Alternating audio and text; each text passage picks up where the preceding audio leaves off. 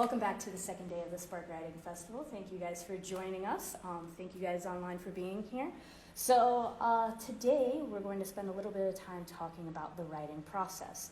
Now, when I talk about the writing process, what's some of the first things that's going to pop into your head? What's your first impression? I don't want to do it today. I was thinking like creative blocks. Yeah. Creative blocks? Okay. A practice. A practice, right? Like a habit? Yeah. So when I talk about the writing process with my students, the very first thing that I'm going to bring up to them is that the writing process is a thinking process. So frequently I see people approach writing as like, no, I already have to have an idea of what I'm doing before I get it down and out. And I kind of want us to take a step back from that idea and rather instead offer up that your thinking process is actually what's going on the page. That as you are engaging with the page in whatever form or format that happens to be, you are writing. Because when you're thinking, you're writing, instead of trying to pull those two ideas apart. A lot of times when we get into creative blocks, we've begun writing, but then we start to critique as we go along. And trying to critique something that is just trying to learn how to walk, something that's a tiny little baby, that's not great, right? So how many times do we look at a fresh baby straight out the womb and be like, why aren't you speaking yet? Ooh, right? No, because that is not the stage that we'd expect that particular human being to be in. They need to grow up a little bit. They need to experience a couple of things. They need to be taught how to walk. So to our creative writing process. The creative process in and of itself is a generation. It is a new growth. It is something that we're spending time with to nurture. So critiquing it straight off the bat as we're writing will kill your creative process. It will also limit you as you're writing as well. You may have like this great idea that you're going on, but if you're pausing to check your grammar, if you're pausing to be like, no, I spelled this wrong, So I don't know how many of you were online last night, but as Ben Bush was talking about, he doesn't allow any of his students to have erasers because you are not paid to erase. Similarly with writing, you shouldn't be editing yourself as you're writing. You should just be letting it out. There is a time for editing and a time for revision and revisiting what it is we're writing. But for that flow, that state of generating and getting things out, don't halt it. Let it go. If you mess up, just go on, blow on by it. If you need to pause and resituate yourself, just skip down a few lines, right? Don't be like ripping up pages and tearing them out as you're going. Some of my best ideas have come from just like jotting things down and then flipping back later thinking that it was trash and being like, who wrote this? You guys ever have moments like that? Like, who snuck into my writing notebook and put this on the page? I have no recollection of this, right? So you can't have those moments if you are not actively being messy in your process. Meet the mess on the page. I also, when I'm talking with my students about the writing process, invite them to be curious about their own process. So frequently when we're in the writing process, we're just going on, we're like, okay, well maybe I need to go to the coffee shop today and just do this. And you in the habit of having done the thing, just go and do the thing. But when you take a moment to step back and observe yourself and the way that you are acting and the way that you are showing up to the page, it can allow you to diversify your process, right? So maybe you're only someone who goes to the coffee shop. Maybe you're only someone who sits at home and writes. And how do you know that that works best for you or that you can't participate in a different mode if you don't go out and try? If you don't go out and experience different things. I know the writing that happens for me at 9:30 at night is very different from the writing that happens for me at 5 o'clock in the morning, right? Those are two different writing experiences. The writing that happens for me at a coffee shop is going to be way different than the writing that happens for me when I'm at home or even if I'm in the woods or even while I'm walking. Right? When you walk, you have a very generative sort of mindset because you are actually physically in motion. And while you're in motion, your brain kind of like takes the time to mull over things. You have to allow yourself those sorts of empty spaces for the creativity to come in. So some part of writing is also getting quiet. So much of what we deal with today is loud, it's filling our time, it's filling our brain, it's constantly listening to content, engaging with others, which is good. We need that to a certain extent. But at the same time, if you're not making that quiet space, how are you letting that voice come in? How are you letting yourself meet yourself on the page or in that space? Because it's a balance, right? It can't always be one thing or the other. When we talk about writing, we talk of it as a practice of solitude, which there is a lot to be said for the solitude of just you and yourself on the page.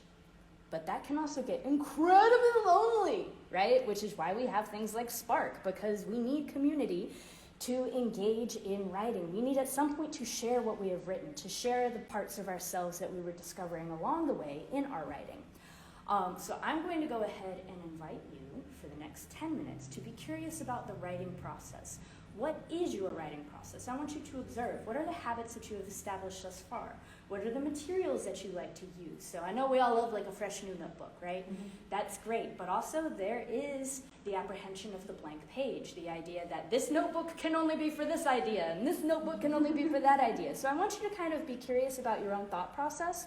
Where do you find yourself halting in your writing? Or where do you find yourself creating rules around your writing? And are these rules really to mitigate fear? Or are these rules boundaries that you set up to protect your writing? So go ahead, take 10 minutes, and put yourself on the page with your own writing process. I'll keep time for you.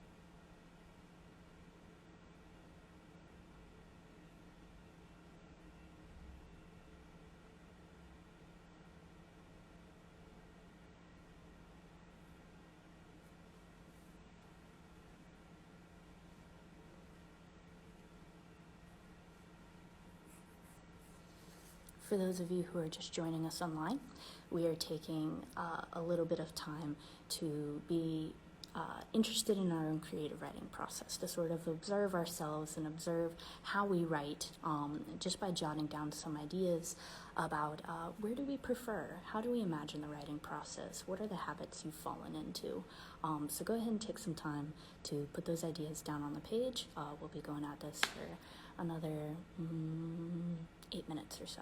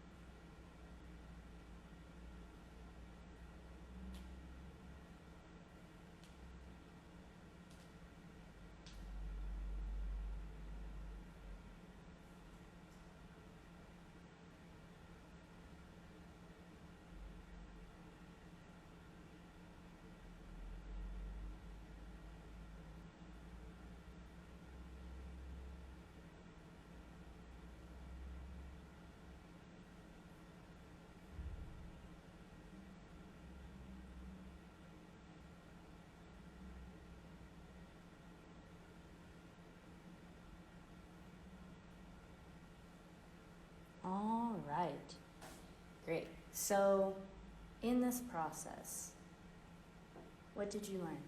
Did you find anything surprising along the way? Anyone want to share?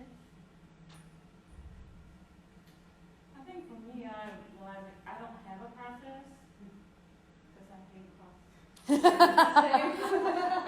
Right? And I'm like, I'm too old to be rebelling against things that work and that are structured and that can get me to the place I want to go. Except for no, freedom feels better. And it's like, oh, okay, I don't have a process, but I always complain about not getting writing done and not reaching goals and all the things that, Right? I Like, know. are we self-sabotaging? I don't know. I mean, who would do that? Not me. Self-sabotage my whole life, Haley. Thanks a lot. I mean, Maybe choir I'm a preaching. friend. I don't know. Yeah. Yeah. No. Yeah. So I think that's where I was like, okay, get a process or do the mind shift and all, whatever. Finally get to the process of, is this what I really want? Mm-hmm. Is this something that I really want to go through and do? And so I really thought about it as I have a whole lot of self-doubt about, am I a writer? Can I be a writer? Am I good enough? Other people are better. Who's going to care? I have to work, clean the house, declutter. And then that's anxiety. Uh-huh. And then causes more anxiety. And then we're ruminating about the future. And then we go to sleep and, wake up and eat a bowl of cereal and no writing is done. Exactly, right? Like, the very thing that we would enjoy that would help us work through those things is the thing that we absolutely avoid, Yeah. right? And isn't that the dichotomy of being a writer? Because I experience much the same. I know it's a thing I should do, and then that's when we start getting into expectations. What are the shoulds of writing? Okay, anyone else want to share? I'm very food motivated. Hey! I was like, I always have my Starburst jelly beans.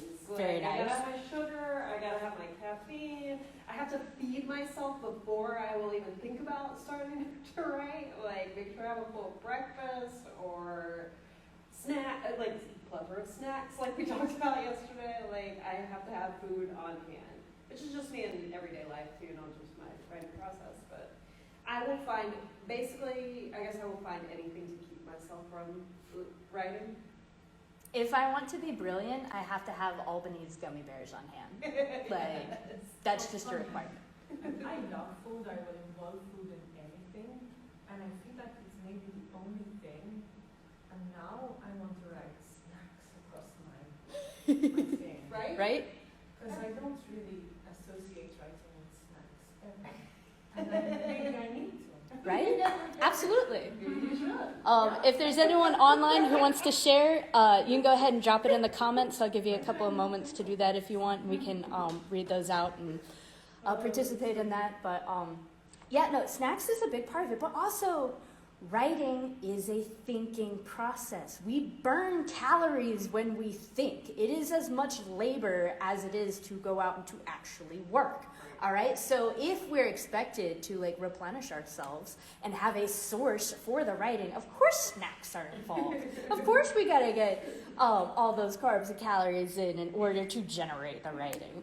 I think that's one of the reasons why places of community, like coffee shops, where there are sweet goods, where there's coffee, where there's caffeine, but also the social expectation where you can just go and nobody's gonna really talk to you. Right? So it's that feeling of being in and around without having the closeness of togetherness that's going to distract you, right? And I actually get no work done at a coffee shop, but I always feel better when I come away. So if I am writing at home or trying to accomplish anything at home and it is not going well, I'm like, oh, well, I must do this at a coffee shop now, right? And I'll go and I'll get my coffee and I'll get my snacks and I'll open my computer or pull out my writing notebook as if I'm really going to do something. And then I while away about 30 to 45 minutes having done absolutely nothing. At that point, I start to get cold. Temperature is very much a thing for me. And then I go home and actually now I am more productive. There's something about taking myself out of that space and putting myself into another space that allows the momentum to actually come. So if you're stuck in your writing, go take a walk. It doesn't have to be a long walk. You can literally pop around the block, and that's fine. Or you can get up, walk around the house a couple of times, because we all know the weather is something to deal with in Alabama. It has been hot, and if it's not been hot, it has been flooding. So summertime has not been very conducive to the writing process. But yeah, so let's, did anyone... So Dears KB says, I find that typing in Comic Sans to start makes it easier to write, because then I don't feel like everything has to be perfect.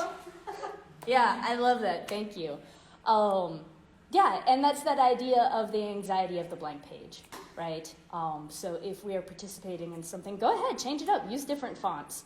I find that the Word default is a lot easier to generate writing in, so is it Calibri or Arial?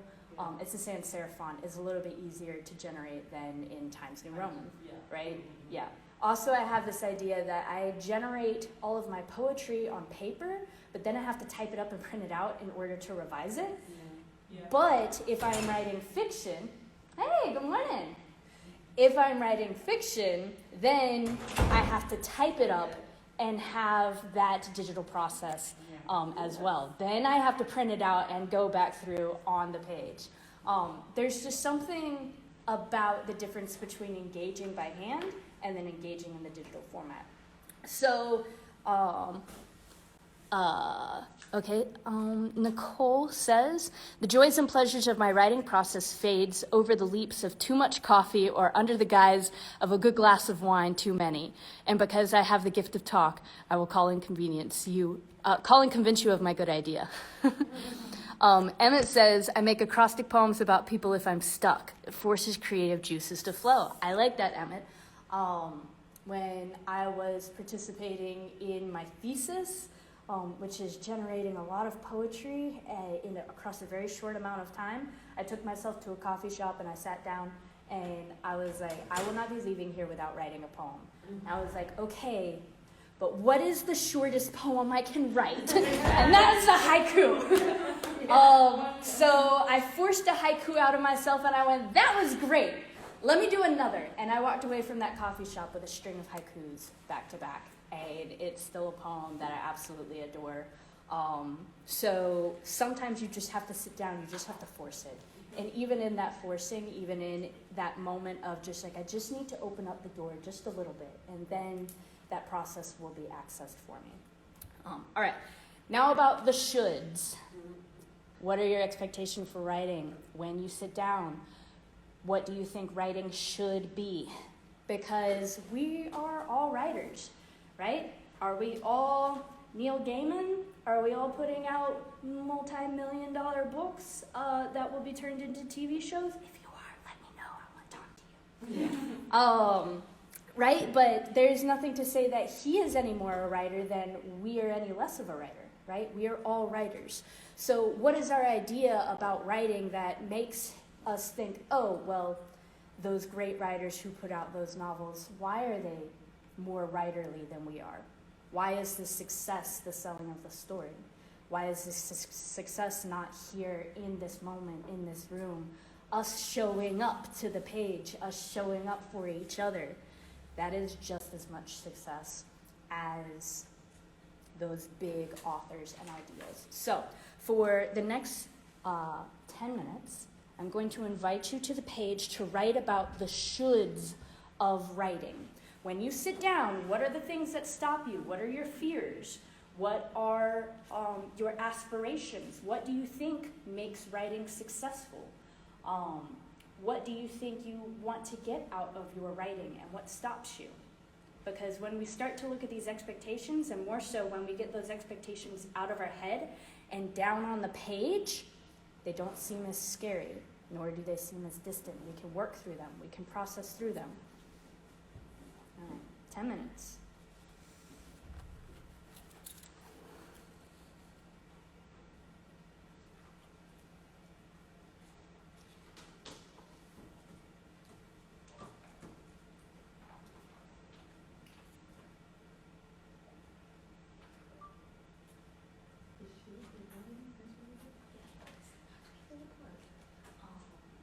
Yeah, the shoulds of writing. What are your expectations for writing? Or what makes you should be one thinking?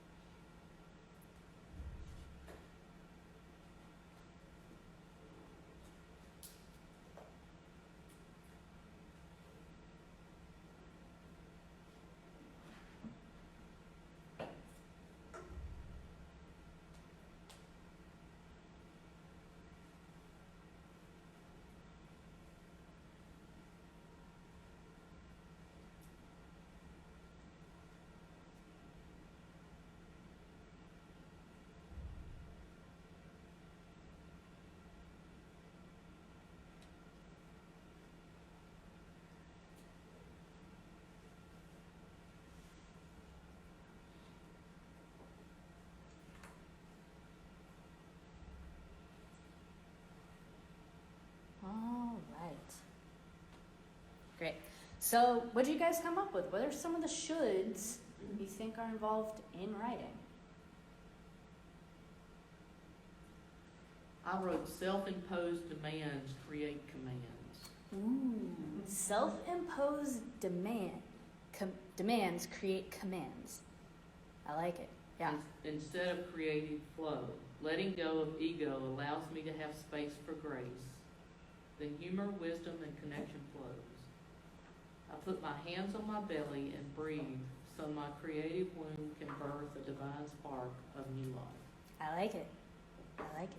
But the command demand, I use that a lot because it just frees you up. Right?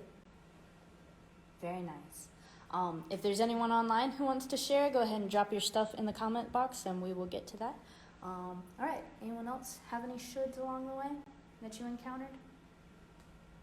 I have this impossible feeling that every poem should be better than the previous one. Ah, the feeling that every poem should be better than the previous one. I feel that sometimes to myself, like when I show up, like it has to be something, right? But also that pressure can prevent us from accessing the writing. Slightly, It's impossible, right? do what? It's like the thing you said before. It's not possible because the previous writing has been edited and you just went it over that Mm-hmm. and it's been published. And then you're writing and you're like, oh, I have to immediately write a better poem than that thing I worked on for so long. Exactly. You are judging new work by finished work. Yeah. And that, like, you can't get to the finished without having the new. In order to be good at something, you first have to be brave enough to be terrible at it, right? Like, we don't all come to this world talented in every kind of way. Like, maybe some people have more natural talent than others, but writing, just like everything else, is a practice. It is a habit. It is something we have to work at. We have to show up to. As with any other skill, it can be developed. And even as people who may write and like publish or get money for it, like they have to go through that same process. Just because they're getting money for it doesn't mean that they're any better of a writer than you. They just have found themselves in certain positions, right? So they are working through themselves just as much as you are. Sit down, show up. Allow yourself that grace to be able to put messy words on the page, because then in the mess you can find something. It's like trying to cook with only 3 ingredients. If you only allow yourself the 3 ingredients and say, no, I must have this like giant feast and buffet. No, what do? You go to the grocery store where there is everything spread out before you. And then you kind of go grocery shopping. You pick up what you think you need, or a couple of extra things along the way. Do you always cook 100% to the recipe? I don't know about you guys. I do not, but I am also not a baker, and I know baking is like highly specific and everything. We're not talking about baking. We're talking about just like the act of cooking, the act of producing. So what are some other shoulds we found? I should be writing on the balcony of a seaside home, overlooking the Mediterranean. The temperature is perfect, neither too hot nor cold, a gentle breeze, and there's no annoying glare from the sun on my laptop screen. I like it. So writing is a highly contrived, like bits of elements and pieces that all have to fall into place in order for the genius to come, right? Serenity. Yes, yes. The time will never be perfect. The place will never be perfect. The writing will never be perfect, right? But here's the thing. If you sit down and you try to write 3 perfect poems, you won't get any. You may have 3 messy poems, and that's good. If you sit down and write 100 messy poems, you might get 5 perfect ones out of it, right? It's the act of sitting down and generating. I can tell you that sitting on a balcony facing the sea in the Mediterranean with a perfect temperature will not Personal experience. always give you personal experience. As someone who's done some Mediterranean sitting, you would know. I like what Annie Dillard said about writing. She said she always thought she had to be somewhere nice to write, but she said the best place you could possibly write is just like nothing but a gray wall in front of you. Yeah. Like, and you have no distractions whatsoever, and you're just writing. That's all you're doing. Right? No distractions, just you and the page. Yeah. Because we're always looking for those moments of escape. We're always looking for a reason to not to, right? Which is incredible. Okay, Chris says, writing a novel is hard, and something in my brain tells me I have to write a set number of chapters a day in order to finish. Then I get burned out. Yes, especially with something as long as a novel, we have this idea of, well, we should get it done in a certain set of time. So frequently we impose restrictions on our writing, where if we just let the writing be, but also at the same time, like if we let it be, do we let it be for like too much? For too long. So writing goals are important, which leads me into the segue for tonight's online session via Zoom. Javasia Harris-Bowser will be with us online. She does the C. Jane Wright Collective, and she will also be talking about goal setting in our writing. What do we expect of ourselves? What do we want when we show up to the page? Do we want to be published writers? Do we want to be people who can make money via our writing? Do we just want to be able to get a story out? And what does that look like? How do we set ourselves up for success? How do we allow ourselves the vision, and then how do we make the process to get to the vision, right? That's that whole like, shoot for the moon, and even if you miss, you land amongst the stars. If you have no goal, how will you get anywhere, right? Also, goals up in your head are marvelous, but they're also changeable. As human beings, we are changeable. We like to avoid pain. We like to avoid discomfort, but also in doing so, we avoid the challenges and the difficult things that actually we want to do and accomplish, all because they live up here. Get it down, get it out on the page. Suddenly, the very act of writing down your goal means that it lives somewhere else outside of your head. That in itself is a little bit convicting. That in itself can stare at you in the morning and be like, hey, you haven't done me, right? So, okay. These Zoom sessions, are they going to be videos available later? They Just are recorded. Those of us who can't get there. They are recorded and they are uploaded to YouTube. So last night's session is recorded. I will be editing it while you guys are actually in workshop. And I should have that up and running by about afternoonish today. And then tonight, similarly, I will try and get it posted tomorrow. So you'll send a link, or how do we get If to you it? would like a link sent, I can do that. They will be uploaded to the website, so just a link to the website. Also, if you just go follow Spark Writing Festival on YouTube, you will get notice of all of the videos being uploaded. Thank you. So. Does that go for the earlier part of right now? So today's session, this is via Instagram Live. So I will upload this to our story, but also I will download this and eventually we'll get it up on YouTube. That's kind of a new aspect for me. I have not dealt with the Instagram Lives before. I know there's a way to do it. I've just not actually done the process. So all of our Spark content, I do try to allow it to be open access for everyone so that you can go back and you can look later. Or you can invite someone else to it. Or like if you have a job or you can't show up or you've got kids and don't have access to childcare, stuff like that. I want people, a part of the community, to be able to enjoy in our Spark programming. So, Nicole says, I should not take critiques personally. Chris says, great, I am doing workshops, so I was sad to miss them. Oh, I'm working during workshops, so I was sad to miss them. Absolutely, you bet. So great, so we're gonna go ahead and take our break.